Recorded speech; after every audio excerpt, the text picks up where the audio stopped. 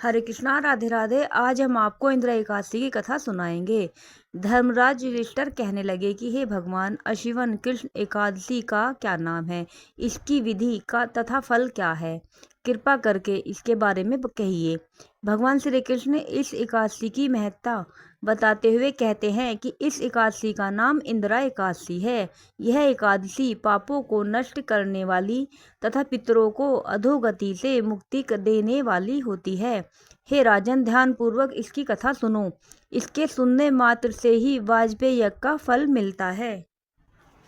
प्राचीन काल में सतयुग के समय महिष्मती नाम की एक नगरी में इंद्रसेन नाम का एक प्रतापी राजा धर्म पूर्वक अपनी प्रजा का पालन करते हुए शासन करता था। वह राजा पुत्र पौत्र और धन आदि से संपन्न और विष्णु का परम भक्त था। एक दिन जब राजा सुखपूर्वक अपनी सभा में बैठा था तो आकाश मार्ग से महर्षि नारद उतरकर उसकी सभा में आए। राजा उन्हें देखते ही हाथ जोड़कर खड़ा हो गया और विधि पूर्वक आसन व अर्घ्य दिया। सुख से बैठकर मुनि ने राजा से पूछा कि हे राजन, आपको सातों अंग कुशल पूर्वक तो हैं, तुम्हारी बुद्धि धर्म में है और तुम्हारा मन विष्णु भक्ति में तो रहता है। देवऋषि नारद की ऐसी बातें सुनकर राजा ने कहा कि हे महर्षि, आपकी कृपा से मेरे राज्य में सब कुशल हैं तथा मेरे यहाँ यज्ञ कर्म आदि सुकृत हो रहे हैं। आप कृपा करके अपने आगमन का कारण कहिए। तब ऋषि कहने लगे कि हे राजन, आप आश्रय देने वाले मेरे वचनों को सुनो। मैं एक समय ब्रह्मलोक से यमलोक को गया। वहाँ श्रद्धा पूर्वक यमराज से पूजित होकर मैंने धर्मशील और सत्यवान धर्मराज की प्रशंसा की। उसी यमराज की सभा में महान ज्ञानी और धर्मात्मा तुम्हारे पिता को एकादशी का व्रत भंग होने के कारण देखा।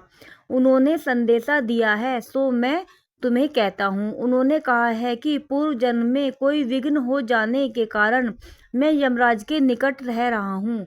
सो हे पुत्र, यदि तुम अश्विन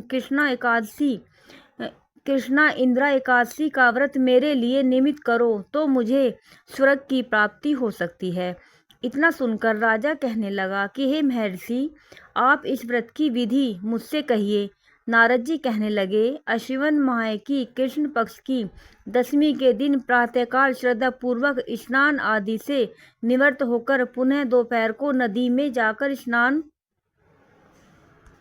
करें। फिर श्रद्धा पूर्वक पितरों का श्राद्ध करें और एक बार भोजन करें। प्रातःकाल होने पर एकादशी के दिन दातून आदि करके स्नान करें। फिर व्रत के नियमों का भक्ति पूर्वक ग्रहण करता हुआ प्रतिज्ञा करें कि मैं आज संपूर्ण भोगों को त्याग कर निराहार एकादशी का व्रत करूंगा। हे पुंडरीकाक्ष, मैं आपकी शरण हूँ, आप मेरी रक्षा कीजिए। इस प्रकार नियम पूर्वक शालिग्राम की मूर्ति के आगे विधि पूर्वक श्राद्ध करके योग्य ब्राह्मणों को फलाहार का भोजन कराएं और दक्षिणा दे। पितरों के श्राद्ध से जो बच जाए उसको सूंघकर गौ को दे तथा धूप दीप गंध पुष्प नैवेद्य आदि सब सामग्री से भगवान ऋषिकेश भगवान का पूजन करें।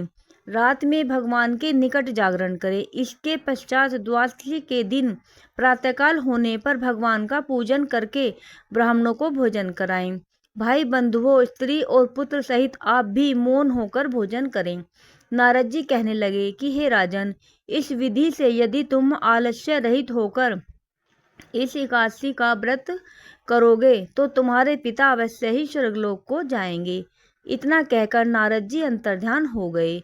नारद जी के कथना अनुसार राजा द्वारा अपने बांधवों तथा दासों सहित व्रत करने से आकाश से पुष्प वर्षा हुई और उस राजा का पिता गरुड़ पर चढ़कर विष्णुलोक को गया। राजा इंद्रसेन भी एकादशी के व्रत के प्रभाव से राज्य करके अंत में अपने पुत्र को सिंहासन पर बैठाकर स्वर्गलोक को गया।